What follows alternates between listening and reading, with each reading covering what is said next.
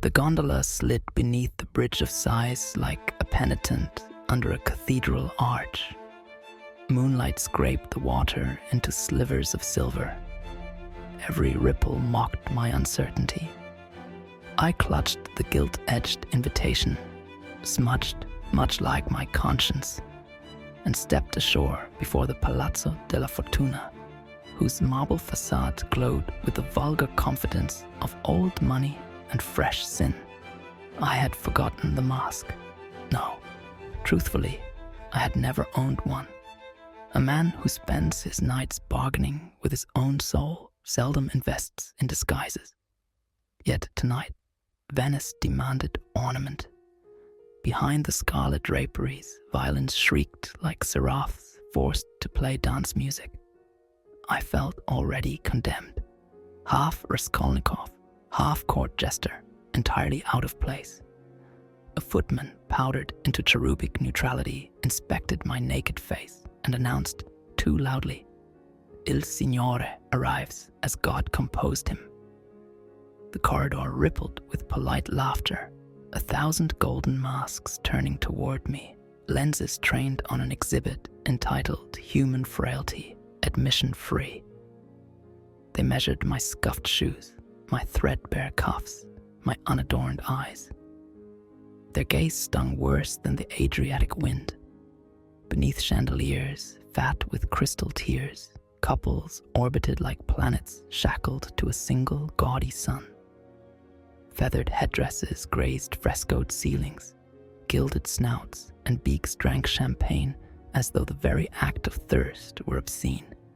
How easy to hide behind such splendor. How quickly a soul atrophies in the dark comfort of anonymity. But I had not come for spectacle. Some whisper had preceded me, a rumor of a woman who refused the mask, a blasphemy as delicious as stolen sacrament. They said her face burned with the scandal of truth, that her eyes unsettled the painted lions and alabaster saints alike. I believed at once. Desperation is the most gullible of virtues. Through jungles of silk sleeves and jungles of worse intentions, I hunted for a bare cheek, the tremor of a smile unpinned by wax. I scanned for imperfection, for life. Nothing. The air thickened with perfume and disappointment. At the far wall, cold as judgment, I surrendered to the familiar comfort of self-contempt. Had I expected revelation at a masquerade? When I turned to retreat, the crowd split with surgical precision. There she stood upon a low dais of mist, unmasked, unyielding, her face the precise shade of dawn when the night has finally told the truth. Not rebellious, not proud, simply undisguised. The chandeliers showered her in gold, but she remained stubbornly flesh, warm and fallible. She regarded me, not my clothes, nor my scandalous lack of costume, but me, the shivering corpus of regrets and half-finished prayers. I felt as though I had stepped out of a confessional only to find Christ himself watching at the door with a raised eyebrow.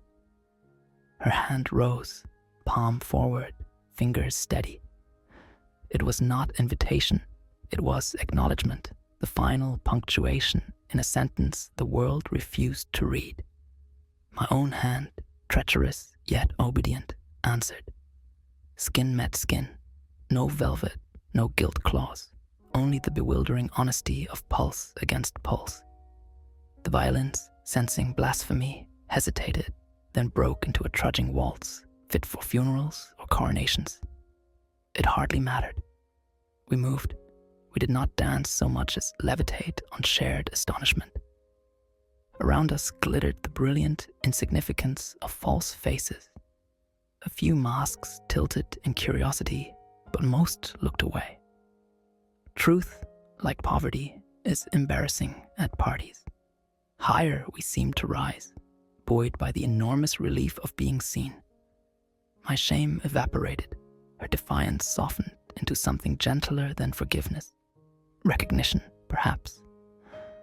For a heartbeat, I feared we would ascend clear through the frescoes and expose the patched roof and sagging rafters of this ornamental universe. Yet we remained within the hall, suspended above parquet, two unadorned souls gently refusing gravity. When the music died, hush swallowed the room. A single domino mask toppled from a reveler's face, clattering on marble like a dropped verdict. No one stooped to retrieve it. The lesson was too raw. Disguises can be misplaced, but faces, once revealed, cannot be forgotten. Hand in hand, we descended, still breathing the rarefied air of honesty. The crowd parted, no longer in disdain, but in something approaching awe, as though they glimpsed in our bareness the faint outline of their own imprisoned selves. Outside, dawn seeped over the lagoon. I inhaled the damp scent of salt and repentance. In that grey light, the palazzo splendor looked suddenly brittle, a stage set after the play. Her laughter, low, incredulous, broke the silence. "What now?" I asked, half afraid of the answer.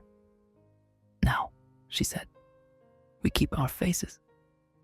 And so we walked, two implausibly courageous cowards, across a waking city where the greatest luxury was simply to remain unmasked